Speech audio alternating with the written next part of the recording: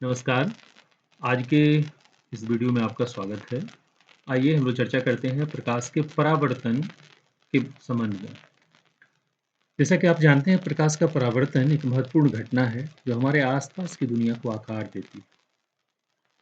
जब प्रकाश की किरणें किसी सतह से टकराती है तो वे वापस उसी माध्यम में लौट आती है। इसे ही परावर्तन कहते हैं। परावर्तन के कारण ही हम वस्तुओं को देख पाते हैं, क्योंकि प्रकाश वस्तुओं से परावर्तित होकर हमारी आंखों तक पहुंचता है। अर्थात प्रकाश का परावर्तन से तात्पर्य है कि प्रकाश जिस भी किसी परावर्तक सतह से टकराकर पुनः उसी माध्यम में वापस आ जाए तो हमें कोई भी वस्तु दीप्त होती हुई दिखाई पड़ती है। अब अगर हम बात करें कि परावर्तन क्यों आवश्यक है, तो इसके कई महत्वपूर्ण पहलू हैं। आप जैसे परावर्तन के अगर नियम की बात करें तो प्रकाश के परावर्तन के दो मूल नियम हैं जो इस घटना को नियंत्रित करते हैं। अब आपके ये किताब एनसीईआरटी की बुक है, उसके ये फिगर दिए हुए हैं। इसमें आप देख रहे हैं यहाँ एक इंसिडेंट रे है, उसके बाद जो है एक रिफ्लेक्टेड रे है और नॉर्मल।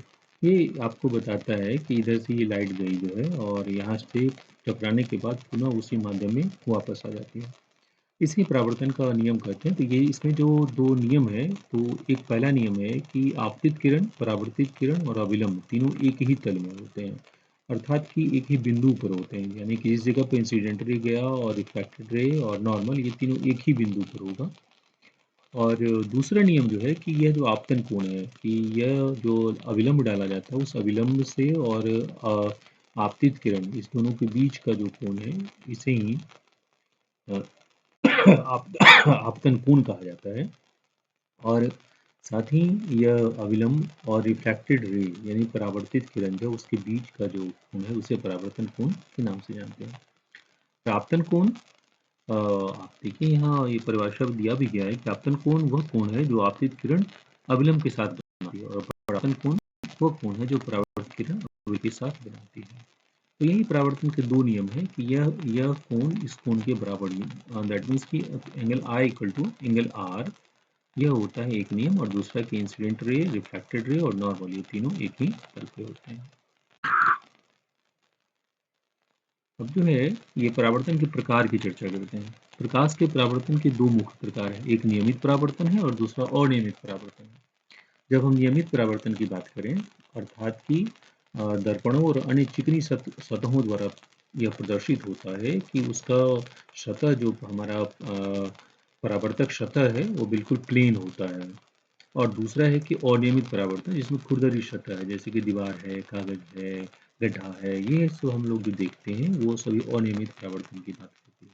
तो जब प्रकाश की किरणें एक चिकनी सतह से टकराती है, और जैसा कि दर्पण जिसमें हम लोग अपना मुंह देखते हैं, तो वह उसमें जो है वह नियमित परावर्तन का उदाहरण है।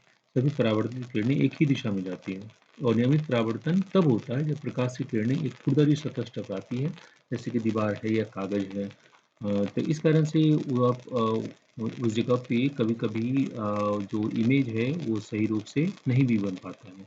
वो भी एक अनियमित सतह, इसी यही कारण है कि जब हम मिरर में अर्थात दर्पण में अपना चेहरा देखते हैं तो हमें स्पष्ट दिखता है, जबकि अगर दर्पण फूटा हुआ हो, उसके पीछे का साइड कुछ उखड़ा हुआ होगा, तो अनियमित परावर्तन वहाँ शो होता है, उसमें अपना चेहरा भी हमें नहीं दिखाई पड़ता है। अब आइए हम बात करते हैं ये रिफ्लेक्शन जो अभी आप देख रहे हैं कि अगर यह जो है परावर्तन का कोण, यह बहुत महत्वपूर्ण होता है कि हम किस एंगल से किसी चीज़ को देख रहे होते हैं। परावर्तन का कोण जो आपतन कोण के बराबर होता है, ये इससे पहले हम लोगों ने देखा कि लॉज ऑफ रिफ्लेक्शन जो है उसमें परावर्तन के जो नियम है, तो परावर्तित प्रकाश की दिशा वह निर्धारित करता है परावर्तन का कोण जो है। यह कोण परावर्तक सतह की प्रकृति और आपतित किरण के कोण पर निर्भर करता है। यह परावर्तक जो परावर्तन का कोण है, आप गौर करेंगे कि यह कोण परावर्तक सतह यानी परावर्तक सतह कैसा है और उसकी प्रकृति कैसी है, इसी पर और आपतित किरण जो है उसके वो यह जो आपतित किरण आ रही है, इस आपतित किरण के कोण पर निर्भर करता है। आपतित किरण क्या है? वो प्रकाश किरण जो किसी सतह पर गिरती है, यह सतह पर गिर रही है तो उसे आपतित किरण कहते हैं। अभिलंब जो इसके बीच में ये लंब डाला गया, जो लंब किस पे डाला जाएगा, तो ये परावर्तक सतह जो है उस बिंदु पर वो लंब डाला जाता है। और तीसरा परावर्तित किरण है जो इस सतह से टकराने के बाद पुनः उसी माध्यम में वापस आती है, जिसे हम अपनी आंखों की सहायता से देख पाते हैं। आइए अब आप बात करते हैं परावर्तन की गणना कि आखिर हम गणना कैसे करें कि परावर्तन की। यहाँ देखिए फिगर दिया हुआ बड़ा सुंदर जो यहाँ से एक लाइट जा रही है और ये मिरर रखा हुआ है, पुनः उसी माध्यम में ये वापस आ जाता है। अगर अब इसे इसके बीच में विलंब डाला जाए तो बिल्कुल जो दोनों नियम है आपको इस जगह पे आप उसे आइडेंटिफाई कर सकते हैं। परावर्तन का कोण और परावर्तित किरण की दिशा की गणना आपतन कोण, अभिलंब और परावर्तक सतह की प्रकृति का उपयोग करके ही की जा सकती है। इसमें अगर गणितीय सूत्र की बात करें तो हम परावर्तन कोण और परावर्तित किरण की दिशा को निर्धारित कर सकते हैं। जैसे अगर आपतन कोण 0 डिग्री है तो परावर्तन कोण भी 0 डिग्री होंगे, क्योंकि ये दोनों बराबर होते हैं। हमारा परावर्तन का नियम एक रहता है। दूसरा एक आपतन किरण अगर 30 डिग्री है तो परावर्तन की कोण भी वह भी जो है 30 डिग्री ही होगा। यानी कि जितना आपतन कोण उतना ही परावर्तन कोण। अगर 60 डिग्री का है या 60 डिग्री का है, अगर 90 डिग्री का होगा तब क्या होगा, उसी पाथ पे जिस पाथ पे लाइट गई है उसी पाथ पे वो वापस आ जाएगी। तो ये इसी प्रकार से परावर्तन जो है उसके कोण की गणना करते हैं। तो भाई परावर्तन का उपयोग आखिर क्या उपयोग होता है, परावर्तन का उपयोग क्या होता है। तो परावर्तन हमारे जीवन में कई महत्वपूर्ण उपयोग करता है, जैसे दर्पण है, दूरबीन है, कैमरा है, लेजर है, सौर पैनल और प्रकाश फाइबर जैसे उपकरण परावर्तन के सिद्धांत पर ही काम करते हैं। दर्पण क्या होता है जिसका हम सब जानते हैं, दर्पण का इस्तेमाल हम सुबह उठते हैं उसमें अपना चेहरा देखते हैं, वो दर्पण है। हमारे साइड मिरर जो लगे होते हैं कारों में या और अन्य दूसरी गाड़ियों में, उसमें भी इसी दर्पण का इस्तेमाल होता है। अब दूरबीन जो है दूर की वस्तुओं को अगर हमें देखने के लिए किसी चीज़ की आवश्यकता होती है तो वहाँ हमें इसी मिरर के विभिन्न जो अलग अलग दर्पण होते हैं इसमें फिट किया जाता है और फिर हमें जो दूर की वस्तु आसानी से देख पाते हैं। उसी प्रकार जो है कैमरा जो है, कैमरा में जो प्रकाश को कैप्चर करने के लिए हम उपयोग करते हैं वहाँ हमें परावर्तन के नियम की आवश्यकता पड़ती है। और छवियों को रिकॉर्ड करने के लिए जब हमें किसी चीज़ का पिक्चर खींचना है तो कैमरा में कैद करना है तो वहाँ भी इस नियम का इस्तेमाल करना आवश्यक होता है। उसी तरह लेजर जो है जो उच्च शक्ति प्रकाश किरण उत्पन्न करने के लिए इसका उपयोग किया जाता है, वहाँ भी ये परावर्तन के उपयोग है, जहाँ कि हमें परावर्तन के नियम की अगर हमें जानकारी रहेगी तभी हम इसको अच्छे तरीके से इस्तेमाल कर सकते हैं। आइए हम लोग चर्चा करते हैं परावर्तन के प्रभाव के बारे में। परावर्तन का प्रभाव क्या है? परावर्तन प्रकाश की दिशा को बदल सकता है, जिससे विभिन्न प्रकार के प्रभाव बनते हैं। परावर्तन हमें वस्तुओं को देखने, चित्रों को बनाए रखने, दूर की वस्तुओं को देखने और डेटा को संचारित करने में सक्षम बनाता है। अब बात होती है कि परावर्तन प्रकाश की दिशा को कैसे बदल सकता है। निश्चित रूप से प्रकाश अगर जिस दिशा में रही है और अचानक से बीच में हमने ऐसी कोई रिफ्लेक्टेड सरफेस को रख दिया तो प्रकाश वहाँ से मुड़ जाती है। उसी प्रकार से यह परावर्तन हमें वस्तुओं को देखने के लिए, चित्र को कैसे बनाए रखते हैं, दूर की वस्तुओं को कैसे देखा जाए, डेटा को कैसे संचारित करें, उसमें हमें सक्षम बनाते हैं। जैसे छवि निर्माण है, दर्पण के द्वारा प्रकाश का परावर्तन चित्र बनता है तो हमें वो छवि निर्माण में मदद करता है। उससे दूरबीन जो है, दूरबीन से दूर की वस्तुओं को प्रकाश को एकत्रित करने के लिए परावर्तन का उपयोग किया जाता है। सौर पैनल जो है वो सूर्य के प्रकाश को अवशोषित करके बिजली बनाने के लिए इसका उपयोग हम लोग करते हैं। अब परावर्तन में अपवर्तन, परावर्तन में अपवर्तन कैसे होता है इसके बारे में हम कहते हैं। यहाँ देखिए कि यहाँ एक चीज़ को दिखाया गया है। इस फिगर पे गौर करिए। यहाँ एंगल ऑफ इंसिडेंस जो है और इस जगह पे रिफ्रैक्शन है और रिफ्लेक्शन दोनों है।